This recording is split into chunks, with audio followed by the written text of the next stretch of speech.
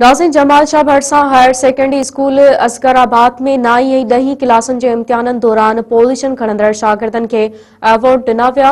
रवाए सां पेश आई जमाल शाह मां सदाम बलोच जी हीअ रिपोर्ट। जमाल शाह भरसा government higher secondary school Asgharabad जे 9 ऐं 10 जे शागिर्दनि में इनाम तक़सीम कया पिया वञनि। अचो त उस्तादनि ऐं शागिर्दनि सां ॻाल्हि ॿोल कंदासीं त उन्हनि जो छा चवणु। प्रोग्राम आहे असांजो आहे जेके 2024 में जिन ॿारनि पोज़ीशन होल्डर आहिनि उन्हनि खे असां एवॉर्ड डिस्ट्रीब्यूशन थी रही है। वह साईं अली असगर शाह जी याद में उन्हनि में तमामु सुठा इनाम इस्काम तक़सीम कया आहिनि। उन्हनि खे रोक रक़म बि ॾिनी वई आहे। जेके पोज़ीशन होल्डर आहिनि उन्हनि में अजर तक़सीम कया विया। उनखां पोइ गुलनि जा हार बि पराया विया। इहो तमामु सुठी ॻाल्हि आहे त उहो शागिर्द खे इनाम मिलंदा आहिनि। वरी ॿिया शागिर्द बि कोशिशि कंदा आहिनि त असां बि जेको आहे सो महिनत कयूं। हेड मास्टर अब्दुल मजीद खोसो जे महिनत कोशिश सां हर साल 6 खां वठी 8 ताईं ऐं मैट्रिक में जेके पोज़ीशन मार्क्स एवन ग्रेड में अचनि था उन्हनि जे लाइ जेको आहे इनामी सिलसिलो आहे। मां तमामु वरी पंहिंजे हेड मास्टर जो शुक्रगुज़ार आहियां, पंहिंजे उस्तादनि जो, पंहिंजे स्टाफ जो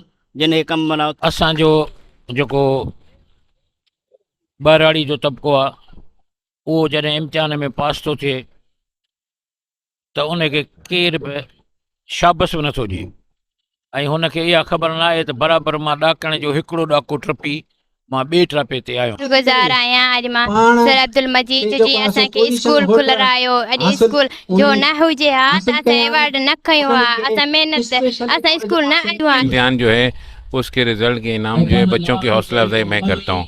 और उसके साथ साथ आपको पता है कि हेड मास्टर साहब जैसे अब्दुल मजीद खोसो आए, ये जो एक स्कूल छोटा सा स्कूल होता है एक बड़ा बहुत बड़ा इदारा बन चुका है। कैमरामैन जाहिद अली सां गॾु सदाम बलोच, मेहरान टीवी न्यूज़, जमाल शाह।